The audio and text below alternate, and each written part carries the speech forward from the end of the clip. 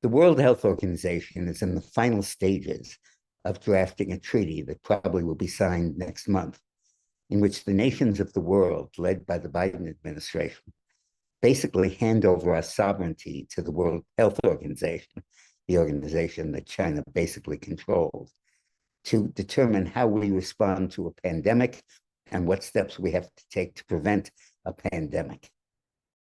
Today's video is sponsored by the Patriot Gold Group. The U.S. economy and stock market are on a clear path toward a recession. First quarter GDP grew by only 1.6%, well shy of the 2.4% that had been expected. Under the treaty, the United States and all nations would be bound to certain protocols to fight and prevent a pandemic. They would have to use certain vaccinations. They'd have to do lockdowns of businesses and schools. They'd have to prohibit people from congregating in areas like planes and trains and auditoriums and businesses and so forth, unless they have a passport that says they've been vaccinated. This horrific assault on our freedoms is going to take place, the Biden administration hopes, without requiring Senate ratification.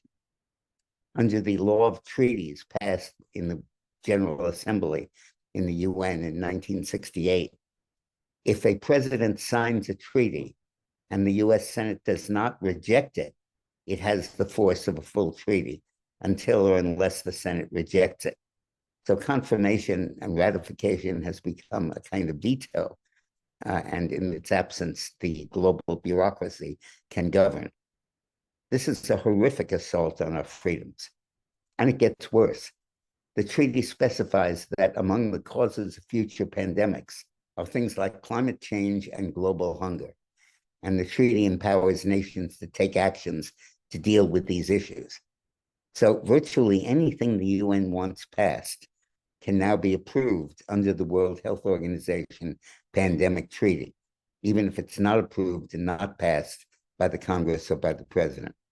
This amounts to a total abnegation of our sovereignty, and we have to fight it with every breath in our body.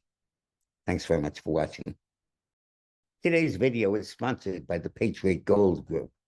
The U.S. economy and stock market are on a clear path toward a recession.